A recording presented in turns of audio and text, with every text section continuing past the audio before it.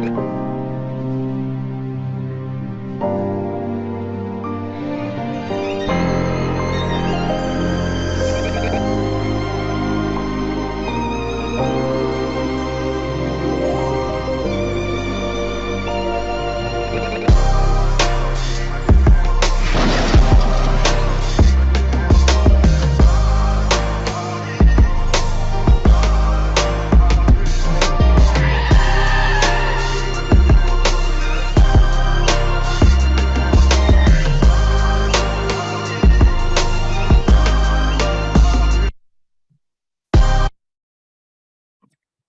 afternoon, everyone, and thank Bon you for après-midi tout le joining us monde for the et merci de nous Fireside joindre à nous aujourd'hui pour une conversation inspirante, une Conversational. discussion informelle avec André de Grasse.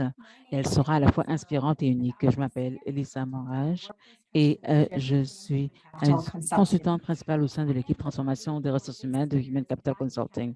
Je suis la co-responsable du Black in Canada, Noir au Canada de cette année avec Lizzie Salomon. Nous sommes très heureuses de vous accueillir à la 3e édition de Black in Canada. En effet, c'est la 3e année que nous organisons cet événement, une initiative nationale qui vise à lutter contre le racisme anti-noir au sein et en dehors du cabinet. Avant de poursuivre, je tiens à préciser que si vous souhaitez écouter l'interprétation en français de ce webinaire, veuillez vous rendre en bas à droite de votre écran et cliquer sur le bouton plus et ensuite sur le bouton interprétation pour entendre l'audio en français. Comme il y a une session de questions et réponses qui est prévue à la fin de la conversation, donc merci d'entrer vos questions dans la fenêtre questions et réponses pour André. Au moment d'entamer cette conversation, nous tenons à souligner que nos bureaux se trouvent sur les territoires traditionnels cédés et non cédés, faisant partie de l'île de la Tortue, de l'Amérique du Nord, où vivent encore de nombreux peuples des Premières Nations, des Métis et des Inuits. Nous reconnaissons également les propriétaires traditionnels des terres sur lesquelles se trouvent nos bureaux au Chili et nous rendons hommage à ces propriétaires passés, présents et futurs. Je vais maintenant passer la parole à Lizzie pour présenter nos conférenciers extraordinaires. Thank you, Alicia. Hello, Merci beaucoup, everyone. Alicia. Bonjour tout le monde, je m'appelle Lizzie Salomon et je suis la consultante principale au sein de l'équipe transformation des ressources humaines de Human Capital Consulting. Comme cela a été mentionné, c'est la 3e édition de Black in Canada. Dans le premier webinaire en 2021, nous avons parlé du cadre de la race dans le milieu de travail. Deuxième année, nous avons parlé de radicalité et du progrès pour démanteler le racisme anti-noir d'un point de vue organisationnel et du point de vue de l'industrie. Et la 3e fois, cette édition, c'est nous voulons amplifier les réussites des professionnels afro-canadiens et nous voulons parler de l'excellence afro-canadienne et élever la voix des différentes communautés afin qu'elles puissent inspirer le public et créer des opportunités. Aujourd'hui, nous voulons vous présenter un exemple d'excellence afro-canadienne dans l'espoir d'inspirer le public à être lui-même et à vaincre l'adversité. Sans plus tarder, je voudrais vous présenter les conférenciers de cette discussion formelle, Anthony Viel et André de Grasse. Anthony Viel, aussi connu sur le nom de AV, est le chef de direction de Deloitte Canada en 2019. Sa vision pour le cabinet reflète un engagement à faire des choix de croissance audacieux et ciblés afin d'améliorer le Canada et le Chili pour nos clients et nos communautés. Il s'est joint à Deloitte en 2000 en Australie. Depuis lors, il a eu un impact significatif sur le cabinet. Occupé plusieurs positions de leadership en tant que conseiller financier en Australie. Il était aussi un partenaire de gestion à plusieurs postes de direction et c'était à la tête de notre programme de réduction des effets de serre. À la tête de ce rôle, il a vraiment encouragé la promotion de talents très importants à Deloitte. C'est un innovateur qui a créé de nouveaux produits. Il est très passionné de la bonne santé. Il vit à Toronto avec sa femme et ses 3 enfants et il est connu au sein de l'entreprise comme étant Avi. Bonjour Avi, comment ça va? Je vais très bien, Lizzie. Merci beaucoup pour cette présentation très gentille. Et finalement, le dernier mais non le moindre, nous avons l'Olympien canadien André de Grasse avec 6 médailles olympiques. André de Grasse est l'Olympien masculin le plus décoré de l'histoire du Canada. André a rapporté des médailles dans les 3 événements de course de vitesse, à la fois aux Olympiques de Rio en 2016 et au nouveau 5 ans plus tard aux Jeux olympiques de Tokyo. Il est le champion olympique en titre du 200 mètres et en revalorisé l'argent qu'il avait gagné derrière Usain Bolt en 2016. Plutôt que de lire sa biographie, nous avons pensé qu'il serait plus intéressant de vous montrer son parcours en vidéo. Une vidéo assez courte.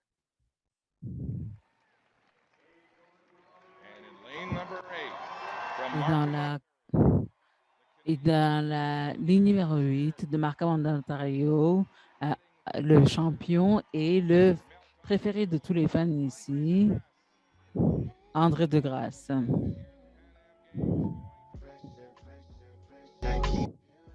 I can't step less, I'm feeling too much extra to deal with. Oh, pressure, pressure, pressure, keep building. I can't step less, I'm feeling too much extra to deal with.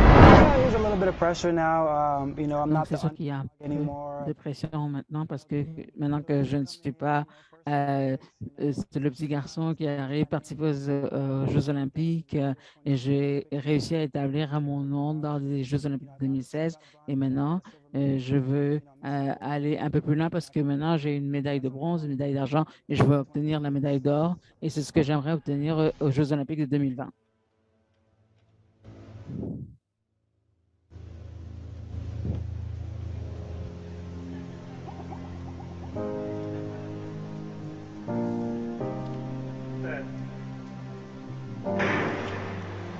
It's a clean start. C'est un départ très propre. De Grasse essaye de faire une percée à l'intérieur. 5 Nord-Américains, regardez Lyles, mais il est un peu en arrière. André de Grasse, est-ce qu'il va se rendre en premier? Oui, il est franchi la ligne en premier. C'est absolument incroyable. Finalement, il a obtenu la médaille d'or. De Grasse a eu sa médaille d'or.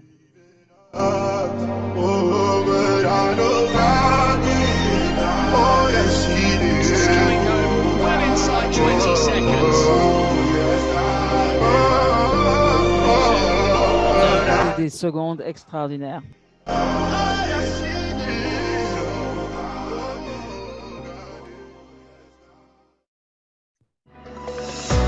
Yeah, I started the ADG Family Foundation. C'est la fondation en 2018 et c'était pour inspirer les enfants à travers leur donner du soutien éducatif et leur donner des ressources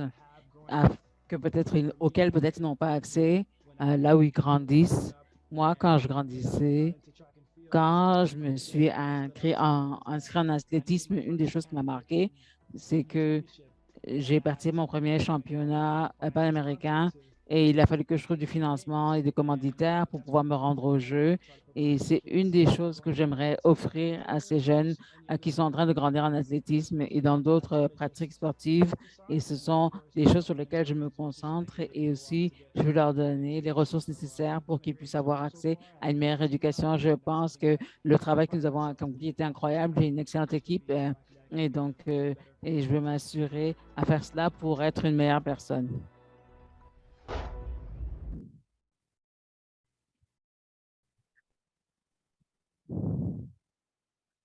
Wow, what an impactful. Wow, quelle vidéo impressionnante. J'ai juste eu la chair de poule en regardant cela, mais c'est vraiment pour nous la manière incroyable de passer maintenant à cette conversation informelle. Donc, je vais maintenant passer la parole à Avi pour être l'animateur de cette conversation. Merci beaucoup. Merci beaucoup, Lizzie. Et donc, est-ce que, juste vérifier le son, est-ce que tu m'entends? André, oui, absolument. Merci beaucoup de te joindre à nous aujourd'hui. Je ne sais pas si je peux parler de la chair de poule, mais je suis intimidée par le fait d'avoir l'honneur d'être en train de parler maintenant. C'est quelque chose que j'apprécie. Merci beaucoup de m'avoir invité.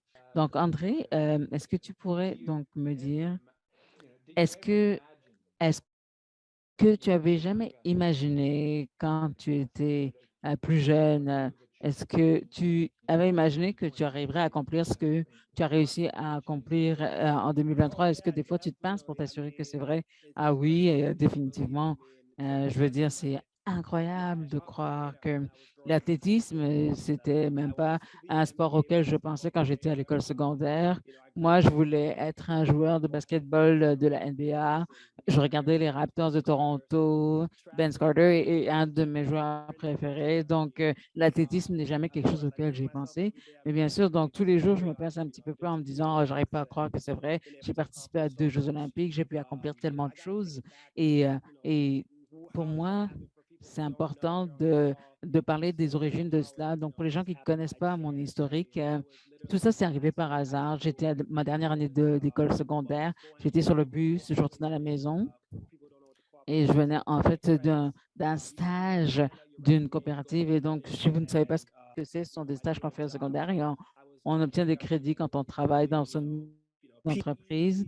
Et donc, moi, j'ai en train de distribuer mes CV pour être mécanicien, assistant personnel. Et j'essayais de voir ce que j'allais faire pour le reste de ma vie parce que une fois que le rêve du basketball avait pris fin, je ne savais pas quoi faire. Donc, j'étais avec un ami dans le bus et donc, je parlais avec mon ami. Et puis, il me parlait de comment il allait à l'université de York à Toronto et qu'il allait aller à une espèce de course de pratique. Et donc, là, on a commencé à se taquiner l'un l'autre. Et puis, il disait, je lui disais, ah, ben, j'arrive pas à croire que tu es rapide. Et là, il m'a répondu, moi, oui, je suis rapide. J'ai un entraîneur. Je vais à l'Université de York et pour pratiquer. Donc, là, j'ai dit, on va se faire un pari amical. Je vais aller avec toi. Je pense que je vais te battre. Et il a dit, bien sûr, tu peux venir. Et donc, moi, je me rappelle, mon professeur d'éducation physique, après cela, je lui ai demandé si je pouvais me joindre à l'équipe. Elle a dit, bien sûr, mais le problème, nous avons toujours besoin de quelqu'un. Elle m'a donné un uniforme, je me rappelle. Je suis sortie et je participais, j'étais en fait sur la piste de course et je voyais les gens, en fait, qui couraient, puis ils avaient des chaussures professionnelles, ils s'échauffaient et je les voyais courir à toute vitesse. Et moi, j'étais là, comme je ne savais même pas comment utiliser les blocs de départ. Donc, pour moi, c'était un territoire complètement nouveau. Et donc, moi, j'y allais juste pour prouver à mon ami que je pouvais le battre. Et pour être honnête, je suis allée là, j'ai essayé. J'ai fait un saut de fois, je ne pensais pas grand-chose. Je suis partie là, j'ai couru et je n'ai même pas utilisé les blocs de lancement. Et donc, j'ai couru assez rapide et j'ai battu mon ami qui était complètement choqué. Il n'arrive pas à le croire. Et pour moi, euh, c'était juste, ah, c'est une chose, une seule fois, et je ne pensais pas que ça allait se répéter. Et mais alors que j'étais sur le point de partir, un ancien Olympia qui avait participé aux Jeux olympiques de 1984 à Los Angeles, Tony Shark, est venu vers moi. Il m'a dit, ah, je pense que tu as le talent nécessaire pour faire quelque chose de spécial si tu aimes quelque chose. Et donc, moi, j'ai un peu mis ça de côté. Moi, en tant qu'enfant, je me dis, je ne sais pas de quoi il parle ce gars. Je suis juste venu ici une seule fois. Ce n'est pas quelque chose que j'aime faire. Et il m'a dit, non, vraiment, je suis sérieux. Tu devrais venir à ma pratique de course. Je peux te préparer, t'aider à te préparer. Je peux te préparer pour le championnat et on peut voir ce qui va se passer par la suite. Et donc, j'ai accepté son offre. Je suis allée là, je me suis entraînée pendant une couple de semaines et finalement, je me suis qualifiée pour les championnats. Et après, il m'a demandé, qu'est-ce que tu veux faire? Et donc, moi, j'ai dit, ben, je pense aller à l'université, je me demande quoi faire avec ma vie, avec ma carrière. Et donc, il a dit, mais pourquoi tu ne t'inscris pas au club d'athlétisme? Tu pourras avoir une bourse et utiliser ça pour payer ton éducation. Et bien sûr, ma mère et tous mes amis autour ah, et, et c'est ce qui s'est passé à la fin. Et, et donc, c'est un rêve. Et c'est un rêve qui finalement est devenu une réalité en une quinzaine de jours. J'étais vraiment béni et heureux d'être dans cette position, d'avoir des gens excellents autour de moi qui m'ont encouragé à y aller, qui m'ont dit, permettre que laisse ça arriver au stade. C'est comme ça que je me retrouve ici aujourd'hui. Donc, c'est sûr que tous les jours, je me passe un petit peu et j'ai du mal à croire que c'est vrai. C'est vraiment incroyable, André, parce que tu as parlé des motivateurs incroyables, donc l'ami et la course. Je suis sûr que nous tous ici dans le public, nous pouvons nous connecter à ce moment de l'histoire, même si nous ne courons pas un 100 mètres en moins de 11 secondes. Ça, je pense que c'est juste quelque chose qui était spécifique à toi, mais aussi cette histoire de mentorat. Donc, c'est quelque chose qui est un élément qui a joué, qui t'a permis d'élargir ton horizon. Donc, est-ce que tu pourrais parler avec le public de à quel point c'était important pour toi et comment le mentorat t'a aidé à avoir une plus grande opportunité pour l'avenir du jeune André de Grasse? Oui, absolument. Pour être honnête, ça a ouvert tellement de portes pour moi et des portes que je ne pensais même pas être possibles. Tout d'abord, ça m'a permis d'avoir accès à une éducation complètement payée. Ce n'est pas quelque chose qui arrive tous les jours. Surtout quand on vient d'un foyer qui est géré par une mère célibataire, comme c'était mon cas. Et donc, tout d'un coup, là, je me retrouve tout d'un coup dans les premières lignes. Et là, je me disais, même si l'athlétisme ne fonctionne pas, j'ai toujours une formation universitaire qui va me permettre de garantir mon avenir. Et d'abord, j'ai commencé par un collège professionnel et après, je suis à l'université. Donc là, j'avais 2 diplômes qui me permettaient de faire quelque chose. Et donc, ça a vraiment changé quelque chose de manière positive dans la vie, même si l'athlétisme n'aurait pas fonctionné. Et avoir ces gens, ce système de soutien qui était là, qui m'encourageait tous les jours, comme ma mère, Tony, mon coach, qui m'a guidé tout au long de ce chemin et qui m'a dit, ah, c'est quelque chose que tu peux faire parce qu'à l'époque, et, il m'a dit, je peux faire quelque chose. Donc lui, ne pensait pas aux Jeux olympiques, et moi non plus. Et donc, il m'a dit, juste utilise ça pour ouvrir d'autres portes, pour ouvrir d'autres avenues pour toi. Et c'est ça que le soutien vous permet de faire. Et parce qu'on rencontre vraiment des gens incroyables, des gens qui viennent de partout, de cultures différentes, et ils peuvent vous guider et vous amener à cette prochaine étape. Et si ça n'avait pas été les Jeux olympiques, moi, ça m'aurait convenu aussi. Parce qu'en tant qu'enfant, à 17, 18 ans, juste faire l'expérience de la vie. Je passais à travers les choses comme elles étaient et avec l'athlétisme, je pouvais voyager dans plusieurs pays. J'ai vu le monde, je suis allé dans plusieurs États et j'ai commencé à rencontrer plein de personnes et j'ai commencé à vivre des moments qui étaient intéressants. Donc, avoir ces personnes autour de moi, ce système de soutien m'a vraiment guidé dans ce cheminement et m'a amené là où je suis maintenant. C'est comme beaucoup d'entre nous peuvent retourner à des moments dans notre carrière et je ne sais pas comment dire ça, mais je ne sais pas si ça donne de la confiance ou ou ça te donne l'inspiration pour juste prendre un pas de l'avant et prendre un risque. Donc, donc, ça permet en fait de s'ouvrir à la possibilité de se dire à soi-même oui de temps en temps. Et une fois qu'on arrive à ce nouveau palier, il y a tout d'un coup tout un horizon d'opportunités qui sont ouverts. C'est un peu intimidant au début, mais apparemment, tu es allé à travers ce processus-là. Et au d'abord, il y a un petit peu plus d'ouverture et après les expériences, il y a encore plus d'ouverture, il y a un peu plus d'ouverture. Et je pense que maintenant, tu penses que tu peux faire, tu crois que tu peux faire n'importe quoi que tu veux faire et absolument, définitivement. euh, je pense que cela donne je pense qu'au début, on est un peu nerveux et, euh, et parce que des fois, on ne sait pas dans quelle porte rentrer, la porte A ou B, mais on peut dire que euh, ces portes, chaque porte peut être quelque chose de spécial, peut donner accès à quelque chose de spécial si on est engagé, si on continue à se concentrer là-dessus. Et c'est moi ce que j'ai fait. Donc, ce que je me suis dit, je ne peux pas être guidé par la peur, je dois être sans peur. Et donc, je me suis dit, il faut que j'y aille et que j'essaie, quel que soit ce qui se passe, quel que soit ce que les gens pensent, quelle que soit leur opinion. Et ce qui est important, c'est de prendre risque. Et les gens qui m'entouraient m'ont donné cette confiance et ils m'ont dit, tu peux le faire, tu peux t'assurer de faire quelque chose de spécial. Et vraiment, je pense que c'est ça qui est important parce que je vais être honnête avec vous, ça prend un effort d'équipe. Des fois, il y a des gens, il faut que les gens vous poussent un petit peu plus pour aller prendre ce risque, pour dire maintenant nous sommes dans le vrai monde.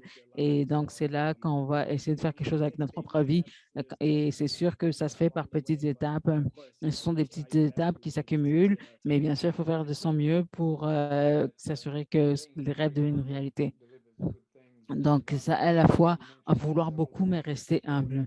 Et donc, c'est quelque chose que tu as mentionné à plusieurs reprises. Tu as parlé de la structure du soutien qui était là, donc que ce soit le mentorat, que ce soit les commanditaires. Et donc, ce sont des personnes qui étaient là à tes côtés et pour t'encourager, mais en même temps, il faut quand même que tu aies ta propre ambition pour pouvoir aller de l'avant.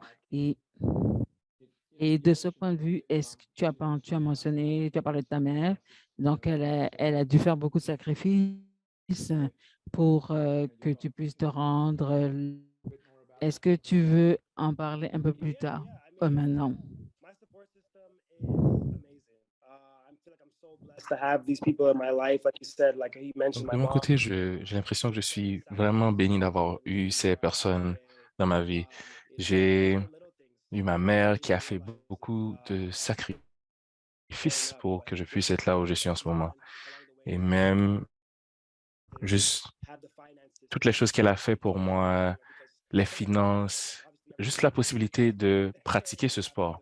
Et comme tout le monde le sait, pratiquer un sport coûte un certain montant. Donc, trouver ces ressources pour me permettre d'avancer à un haut niveau dans le sport. Donc, on parle de la conduite, les kilométrages sur la voiture. Donc, tout ce qu'elle a fait pour me permettre de pouvoir atteindre ces objectifs-là. Donc, en tant qu'enfant, elle me conduisait aux pratiques de basket, aux pratiques de triathlon. Elle s'assurait que j'ai un bon repas à la maison. Il faut être bien nourri pour pouvoir performer. Il faut être hydraté pour ne pas se blesser. Donc, toutes ces choses, on réalise seulement à la longue qu'on finit par comprendre que c'est vraiment la mère qui faisait tout cela pour nous en tant que parents. Et moi, maintenant, en tant que parent, je finis par comprendre le nombre de sacrifices qu'il faut effectuer pour pousser un enfant et lui permettre d'être à un autre niveau. Donc, pour moi, ma mère a vraiment été mon rocher. Et ensuite, il ne faut pas oublier l'équipe autour de moi, mon équipe de gestion. Il m'aide à équilibrer ma carrière, équilibrer ma vie, que ce soit sur la piste ou hors piste, pour avoir du succès. Comme vous le savez, en tant que PDG, il y a plusieurs choses qu'il faut faire et il faut avoir des personnes autour de nous qui sont capables de remplir ces rôles pour nous. Donc, j'ai des gens qui m'aident avec mon horaire. Il y en a qui m'aident à savoir ce que je peux et ce que je ne peux pas faire. Donc, après cela, sur la piste, j'ai mon coach, j'ai mon entraîneur, mon physiothérapeute, et c'est grâce à eux que je me rends jusqu'à la ligne. Et pour moi, c'est la partie la plus difficile, atteindre cette ligne. Parce que vous pensez au fait que vous avez 50, 60 000 personnes qui vous regardent. Il y a bien sûr des gens en personne dans le stade et d'autres qui sont à distance. Et la partie la plus difficile, c'est d'atteindre cet objectif. Et comment faire pour réellement être sûr que vous êtes prêt? Et bien sûr, on essaie de naviguer, on parle avec notre coach pour voir qu'est-ce qu'on pourrait faire de mieux. Le physiothérapeute doit s'assurer que votre corps est vraiment aligné, que ce soit physiquement, mentalement, émotionnellement. Le médecin qui s'assure que vous mangez bien, que vous vous nourrissez bien, tout ce que vous mangez, que ce que vous consommez qui finira par vous aider à vous rendre vraiment à cette ligne d'arrivée. Donc, l'équipe est excellente et j'ai été vraiment béni d'avoir plusieurs personnes avec moi qui m'ont permis d'avoir cette longévité dans la carrière. Grâce à eux, j'ai pu avancer, j'ai pu viser plus haut. Et la vie d'un courseur est assez courte. Donc, la possibilité d'avoir participé à 2 Jeux olympiques, c'est quelque chose qui est assez rare et c'est ce qui m'a permis de me rendre ici. C'est grâce à eux qui m'ont poussé pour que je sois au mieux, au meilleur de mes performances, au meilleur de mes habiletés aussi. Et encore une fois, c'est l'équipe qui gère le bateau. Sans l'équipe, il n'y aurait même pas d'Anthony DeGrasse. C'est vrai, c'est vrai. Et je sais qu'il faut. Je suis très heureux d'entendre. En fait, j'aimerais bien qu'on prenne bien soin de ton corps pour que tu puisses participer aux Jeux olympiques à Brisbane dans quelques années. En fait, si j'arrive vraiment à me rendre jusqu'à là, ce serait vraiment impressionnant. Oui, oui, en effet. Maintenant, pour changer d'objectif rapidement, de question, c'est le mois de l'histoire des Noirs. Avez-vous des commentaires par rapport à cela? Est-ce que tu ferais quelque chose de différent par rapport à cela? Comment tu te sens par rapport à ce mois? Bon, je crois que le mois de l'histoire des Noirs est absolument important. C'est l'occasion de célébrer la culture, célébrer les personnes qui ont accompli des choses impressionnantes avant moi. Et lorsque je pense à l'histoire des Noirs, juste penser à l'excellence noire, on parle des gens qui ont fait des choses qui n'ont jamais été faites dans le passé. On parle du numéro 42, Jackie Robinson, le premier joueur noir qui s'est rendu à la Ligue. Je pense à Rosa Parks devant l'autobus, à l'avant de l'autobus.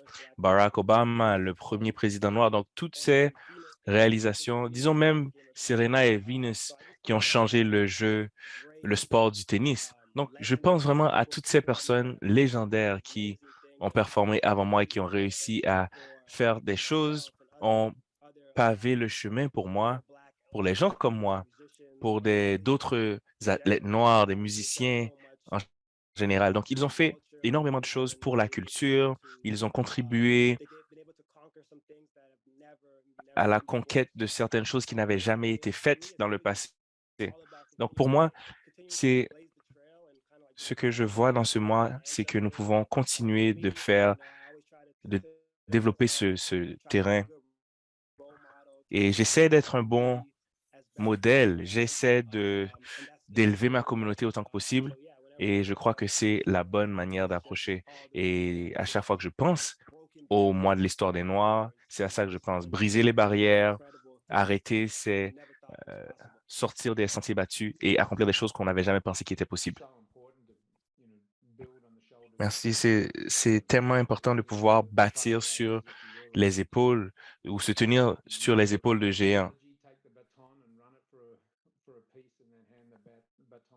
Vous savez, cette analogie aussi de la course à relais, de prendre le bâton, de courir et de le passer après. En passant, nous avions une question qui venait de la vidéo lorsque tu étais déconnecté. Qui t'a inspiré sur la piste?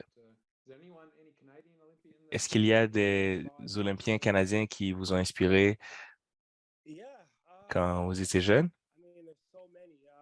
Oui, oui, oui, j'en avais plusieurs. Disons, j'ai déjà mentionné Tony Sharp lorsque je me suis rendu, lorsque je suis rentré dans le domaine. Je ne savais pas qui il était et qu'est-ce qu'il faisait lorsque je l'ai rencontré. Mais lorsque j'ai fait un peu de recherche, j'ai découvert ce qu'il a déjà accompli sur le terrain. J'ai trouvé que c'était très spécial et ça m'a inspiré. Ça m'a poussé à dire, waouh, cette personne est vraiment quelqu'un. Un médaillé de bronze de 1984.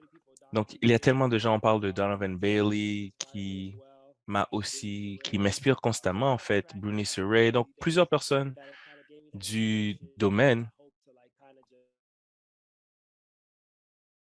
de réellement me rendre là. Oh, tu vois, là, vous parlez de mon langage, en fait. Ce sont des noms que je connais, des noms de ma génération. Donc, ce sont des gens que j'ai déjà vus. J'ai essayé d'atteindre leur objectif. En fait, j'espère qu'un jour, je pourrai même briser et atteindre les records. En fait, parlons maintenant de résilience, la ténacité nécessaire pour pouvoir briser ces barrières existantes. Est-ce que vous pourriez nous parler de ce qui s'est passé par rapport à la COVID lorsque vous étiez dans un sport où on essaie de faire tout ce qui est possible à 7 minutes ce mois-ci? Et on a parlé beaucoup d'ambiguïté, l'incapacité de savoir qu'est-ce qui viendrait plus tard. Alors, comment est-ce que vous avez géré cela et comment est-ce que vous l'auriez géré si il fallait se mettre à jour et recommencer et accomplir la même chose que vous avez déjà accompli? Bon, je vais être honnête, c'était difficile. Je vais être honnête avec vous, lorsque les Jeux olympiques ont été repoussés, et j'étais heureux en fait, pour être honnête, parce que je pensais que je n'avais pas un état d'esprit qui était idéal pour performer. J'avais des problèmes, des amis qui avaient des problèmes, des membres de famille, des personnes proches qui décédaient, personnes qui perdaient leur emploi. Donc, il me fallait réfléchir à trouver des manières de les aider. Alors, j'ai vraiment pris ce temps-là, j'ai complètement ignoré cette idée de l'athlétisme. J'ai mis ça de côté Et j'étais juste avec eux, j'étais à la maison avec les membres de ma famille, on allait à l'école ensemble.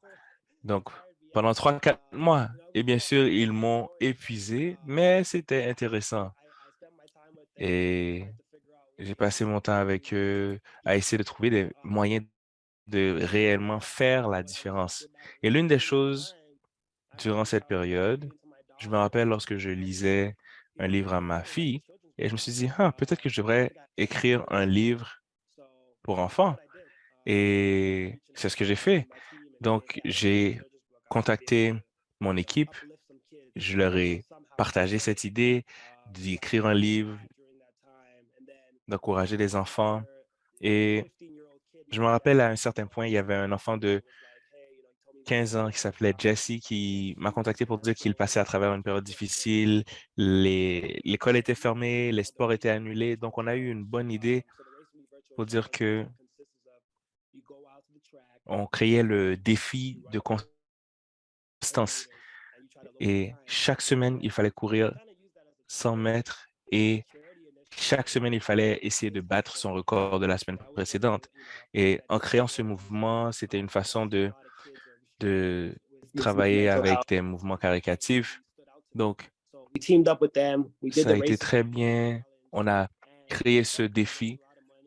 On a levé des fonds. Les enfants ont aimé cela. Je me rappelle, je suis retourné à mon ancien secondaire, mon école secondaire. Les enfants ont dit qu'ils ont vraiment apprécié cela pendant la période parce que c'était une période très difficile pour eux. Et j'essayais simplement de trouver plusieurs manières de d'améliorer le monde où nous nous trouvons. Je ne pensais pas à l'athlétisme, je ne pensais pas à courir 100 mètres. Rien de tout cela n'était sur mon esprit ou me passait à l'esprit. Donc, bien sûr, je voulais rester quand même en forme physique parce que, bien sûr, je reste encore dédié et engagé à mon domaine. Donc, j'ai acheté mon propre, mes équipements pour m'entraîner, des poids et haltères. Donc, juste rester actif. Et je ne poussais pas, comme vous l'avez dit, je n'étais pas en train de pousser. J'étais simplement à un niveau où j'avais remis tout à jour. Et à un certain point, finalement, on a entendu des bonnes nouvelles. D'accord, la pandémie se calme un peu, on retourne de plus en plus à la normale. Donc là, j'ai recommencé mes entraînements et ensuite on s'est dit que je vais faire ça lorsqu'on a eu la bonne nouvelle que les Olympiques allaient revenir, les Jeux olympiques allaient revenir. Donc, ça nous a remis un peu dans le bain. Et j'essayais simplement de trouver comment faire pour que les gens puissent avoir une vie qui était légèrement meilleure. Et encore, pour moi, c'était une mise à jour ou une remise à zéro. Et je retournais, je commençais à être un peu surmené. Donc, c'était vraiment bien pour moi de reprendre le tout. Et à un certain point, j'ai senti que je me sentais encore bien, que, que je pouvais être utile et que je pouvais être une attaquer la situation de la pandémie. Bien sûr, c'était très difficile. On a trouvé le moyen de passer à travers et maintenant nous sommes là où nous sommes et tout continue maintenant de progresser. Bon, c'est vrai que ça, c'est dur de dire que certaines bonnes choses sont arrivées grâce à la pandémie. Euh, tu, En fait, vous nous avez donné des bons exemples de cela. On parle des athlètes qui font partie d'une société. Souvent, on gagne une médaille, certains ne gagnent pas, mais ensuite, on arrête, on reprend. Donc, c'est nécessaire d'avoir une certaine longévité dans les activités que nous effectuons. Il faut aussi que ce soit quelque chose qui peut se maintenir à long terme. On a parlé, par exemple, de l'idée d'avoir un but dans la vie et la possibilité de le faire ça et au moins d'avoir la possibilité de redonner à la société, c'est quelque chose de très intéressant. Oui, pour de vrai, de mon côté, donner ou redonner à la société, c'est quelque chose qui est excellent pour moi. Donc, ça me fait toujours plaisir de pouvoir faire sourire les enfants. J'essaie de redonner au suivant. Je sais qu'il y a beaucoup de personnes qui ont fait des bonnes choses pour moi et j'essaie de faire la même chose. Et c'est excellent et c'est excellent. Maintenant, parlez-moi de votre entreprise. Vous êtes dans le monde de l'entrepreneuriat. Alors, comment est-ce que vous faites pour transférer ce que vous avez appris sur la piste là-dessus? Comment est-ce que vous faites en fait pour transférer toutes ces connaissances de la vie dans une entreprise? En fait, je trouve que c'est assez similaire. Les compétences nécessaires sont à peu près les mêmes. Il faut avoir une bonne éthique de travail, il faut être engagé, il faut... Donc, ce sont des états d'esprit et des approches que je continue de maintenir dans le monde des entreprises. En passant, je me rappelle lorsque j'ai débuté ma compagnie de vin et je n'avais aucune idée, je ne savais rien de vin ou de la sommellerie. J'étais très nouveau, j'essayais simplement de voir qu'est-ce que je pouvais faire. Et je me rappelle aussi être allé et m'être présenté aux événements de sommellerie pour goûter des vins, etc., pour voir qu'est-ce qui fonctionnait. Et je savais qu'il fallait utiliser les mêmes compétences que j'avais en athlétisme là-bas. Je sais qu'il faut une équipe. Tout comme à l'athlétisme, il faut une équipe. Il m'a fallu trouver des gens qui pouvaient travailler avec moi de manière collective en disant, d'accord, voici ce que nous allons faire, voici qu'est-ce qu'on cherche, voici ce qu'on aime, ce que nous n'aimons pas, et ensuite travailler ensemble pour faire en sorte que cette entreprise fonctionne. Donc, on essayait certaines choses, voir, OK, oui, ça fonctionne, non, ça ne fonctionne pas. On s'est mis ensemble et voilà, voici, nous avons un vin qui est excellent. Donc, je pense que d'utiliser ces mêmes compétences de l'athlétisme m'ont aidé énormément, de savoir qu'il me faut une équipe. Dans une autre question, on m'a demandé par rapport à mon entraîneur, mais coéquipier aussi qui me pousse à être le meilleur de qui je suis.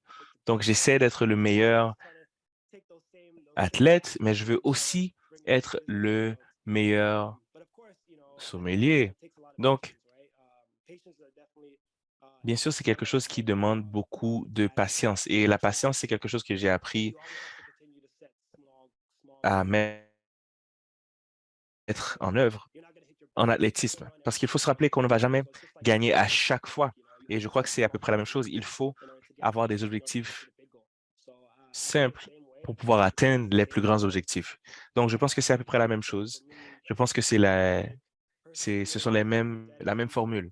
L'éthique de travail, la persévérance, l'engagement, la concentration. Donc, vous allez avoir des résultats, c'est sûr. D'accord. Vous avez mentionné la mentalité de croissance. Donc, vous avez aussi mentionné que de sortir de rien à beaucoup de choses et l'apprentissage qui qui en est survenu.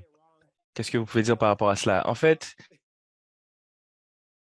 je vais être honnête, j'ai l'impression que je, les gens courir, mais il faut voir que je m'entraîne 6 jours par semaine et la majorité du temps, pendant toutes ces journées, je fais des erreurs. Mais coach sont en train de me dire, non, il faut que tu fasses ça, arrête de faire ci, arrête de faire cela, fais ça un peu mieux. Donc, ça prend beaucoup d'engagement et de concentration pour être capable d'apprendre de ces erreurs et de continuer d'avancer. Et comme vous l'avez dit, dans le monde des affaires, vous allez faire des erreurs, on va faire des erreurs. Il faut être capable de simplement continuer de grandir et de s'améliorer chaque jour.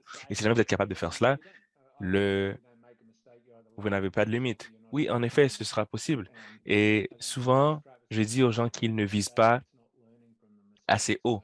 La plus grande tragédie, ce n'est pas de ne faire l'erreur, c'est de ne pas apprendre venant de cette erreur. Donc maintenant, nous avons quelques questions venant de l'audience, de l'auditoire.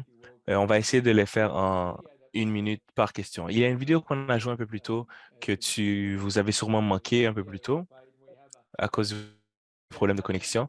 Mais il y a un des membres sur la ligne qui voudrait savoir quand est-ce que vous allez revenir à Vancouver et performer à Vancouver. En fait, je serai de retour à Vancouver cette année, en fait. Nous avons le championnat canadien national et je crois date exacte. Je crois que c'est vers fin juin, début juillet. Donc, je serai de retour autour de cette date-là parce que ça fait quand même quelques années et ça me fait vraiment plaisir de courir là-bas. Wow, je crois que vous venez de rendre quelqu'un vraiment, vraiment heureux.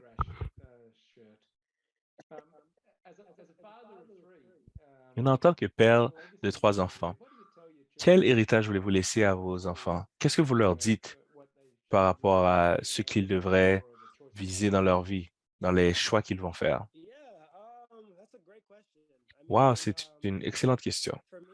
Je veux dire, pour moi, je voudrais toujours dire à mes enfants d'être ouverts au changement, de continuer de croître en tant qu'individu, de manière à ce que lorsqu'ils vont me regarder, voir ce que j'ai accompli dans ma carrière, oui, bien sûr, tout a l'air parfait parce que tout le monde me respecte, j'ai des accolades, etc.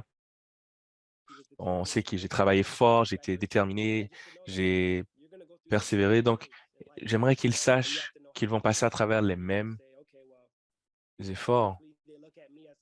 Alors, j'espère qu'ils me voient comme une source d'inspiration pour savoir que je l'ai fait, j'ai réussi, ils peuvent le faire aussi. Donc, tout ce qu'il faut, c'est continuer d'être courageux et sans peur. Et ensuite, bien sûr, lorsqu'on sortira de la piste, je veux qu'ils sachent que leur père a fait tout ce qui était possible pour être le meilleur individu, partager ce qui pouvait être partagé, supporter le monde et améliorer le monde autour. Donc, au moins, je veux qu'ils sachent que j'ai donné de mon tout et qu'ils vont continuer de croître en eux-mêmes, trouver qui est-ce qu'ils seront lorsqu'ils seront plus vieux. Donc, bien sûr, ils ont l'impression qu'ils vont être des stars de la course, mais bien sûr, je ne vais pas les empêcher, je ne leur dirai pas qu'est-ce qu'ils peuvent, qu'est-ce qu'ils ne peuvent pas faire. Donc, je leur dis tout ce qu'ils veulent faire, tout est possible, que ce soit la musique, la politique. Simplement, faites-le au meilleur de vos aptitudes. Travaillez toujours au maximum et donnez votre maximum. Et je crois que mon héritage sera cela. Ils vont savoir que j'ai vraiment fait tout ce qui était en mon pouvoir pour être le meilleur individu que je peux être. Donc, je crois que c'est surtout cela. Alors, j'espère que c'est ce qu'ils vont avoir appris, surtout d'être ouverts au changement, de continuer de croître et de devenir la meilleure version de soi-même. D'accord, merci beaucoup. Je crois que l'audience qui est composée de personnes qui ont beaucoup de succès, on savent que lorsque les enfants de personnes avec beaucoup de succès font face à la vie, ils font face à une barre beaucoup plus élevée que le reste. Et là maintenant, dans votre cas, c'est 100 mètres, mais c'est à peu près la même chose. Et je crois que c'est un objectif très important. Oui, oui, oui, 100%. Et j'ai une autre question qui vient de l'auditoire. Par rapport à votre opportunité du point de vue de la gratitude, etc., qu'est-ce que vous pensez que nous, en tant que citoyens, devrions faire pour offrir ce genre d'opportunité? Qu'est-ce que vous aimeriez que nous offrions aux futurs André? Wow, c'est une très belle question. Bon, je dirais que vous faites un excellent travail en ce moment même. Je vois que vous êtes, juste en parlant un peu plus tôt, il y a 30 minutes, j'ai appris ce que vous avez fait avec la compagnie. Vous êtes ouvert au changement. Vous offrez ces rencontres, ces discussions, ces événements aussi comme celui-ci, que ce soit virtuel ou en personne. Donc, j'ai même appris aujourd'hui même série, la troisième édition. Donc, je trouve que c'est un travail excellent que vous faites. Bien sûr, il faut toujours penser à s'améliorer, mais selon moi, en avançant, simplement, dans votre parcours, continuez de trouver non nécessairement des gros objectifs, mais de mettre en place des petits objectifs vers ces grands objectifs qui vont permettre en sorte que vous allez continuer de vous développer et de faire grandir la compagnie. C'est ce que je suggère toujours lorsque je passe à travers certaines choses. Oui, je veux être un champion olympique, mais il me faut mettre en place des objectifs assez beaucoup plus petits et beaucoup plus faciles d'atteinte pour pouvoir y arriver. Donc, on parle de l'hydratation, la nutrition, le sommeil. Donc, j'essaie de me concentrer sur la tâche en face de moi. Donc, je vois tous ces objectifs devant nous et il faut garder ces narratifs-là à l'esprit. Donc, ce que je peux dire, c'est que je n'ai aucune plainte. Vous faites un excellent travail. Je vous dirais de continuer de faire ce travail, de continuer de l'apprécier. Et bien sûr, comme vous pouvez voir dans l'appel, vous m'avez fait comprendre que vous avez 15 000 membres de personnel. Donc, ça ouvre beaucoup d'opportunités pour certaines personnes. Donc, continuez dans cette direction. Bien sûr, on essaie, on essaie. Nous sommes engagés à la représentation du Canada et cette représentation doit se voir partout dans toutes les organisations et nous espérons pouvoir développer des espaces de travail où tout le monde aura une opportunité d'avoir du succès et comme on l'a mentionné, d'être heureux, d'être accompli. Donc, tout le monde peut devenir ou peut développer du succès en utilisant ces ingrédients. Et on peut utiliser ça aussi pour être inspiré et pour nous aider. Donc, j'ai beaucoup apprécié vos commentaires aujourd'hui. Oui, en effet, c'est le but principal, c'est d'être inspiré. C'est la seule bonne direction. Maintenant, dites-moi, quelle autre chose pourrions-nous faire pour la prochaine génération d'athlétisme au Canada? Qu'est-ce qui manque potentiellement? Bon, c'est une question difficile, je vais être honnête avec vous, parce que la température est assez froide. Ouais, je vais être honnête avec vous, je l'ai remarqué moi aussi, parce que je viens d'Australie. Et oui, c'est très difficile. Je pense que c'est excellent. J'ai remarqué à travers les années que nous commençons à avoir beaucoup plus d'espace que nous pouvons utiliser. Je sais que, bien sûr, nous avons l'Université York, nous avons l'Université de Toronto, donc c'est très bien. Surtout à l'interne. Donc, dans les périodes froides, on peut courir à l'intérieur et éviter la neige. Mais je crois qu'en général, au Canada, ils font un assez bon travail par rapport à, au changement de, donc, à ces changements de centre. Donc, bien sûr, je pense que vous faites déjà du bon travail. Si, bien sûr, vous pouvez trouver un sponsor et faire des changements additionnels, bien sûr, mais vous pouvez voir en ce moment qu'il y a beaucoup plus de personnes qui sont impliquées dans l'athlétisme que dans le passé. Donc, on voit que la participation a augmenté énormément et je crois que c'est un signe très positif. De mon côté, je ne reviens que lorsque la température est géniale, mais maintenant, je vois que je peux passer encore un peu plus de temps à Toronto grâce à cela. D'accord. Et je crois que Sergio Voss me fascine, en fait. Venant d'un pays où, en gros, il fait chaud et même très chaud à travers l'année et c'est un avantage pour lui de pouvoir avoir accès à ce type d'édifices et d'établissements. Maintenant, André, nous nous approchons de la fin de notre rencontre. Donc, j'ai l'impression que nous pourrions continuer beaucoup plus loin qu'aujourd'hui seulement. Je vais maintenant passer le micro à Alicia pour qu'elle puisse partager sa gratitude sincère par rapport à votre inspiration avec l'audience. Et maintenant, je vais redonner cela à Alicia ou à Lizzie. D'accord, merci beaucoup. En effet, c'est tout ce que nous avions comme temps dédié à la période de questions et de réponses. Nous sommes à la fin. Donc, je vais prendre le temps de remercier Evie et André pour leur temps et leur conversation authentique. Merci d'avoir présenté les sujets, d'avoir emmené les sujets de résilience et de nous rappeler aussi qu'il y a toujours des possibilités avec nos objectifs. Merci à l'audience qui s'est joint à nous. Nous espérons que vous allez avoir des bons points que vous allez pouvoir emmener.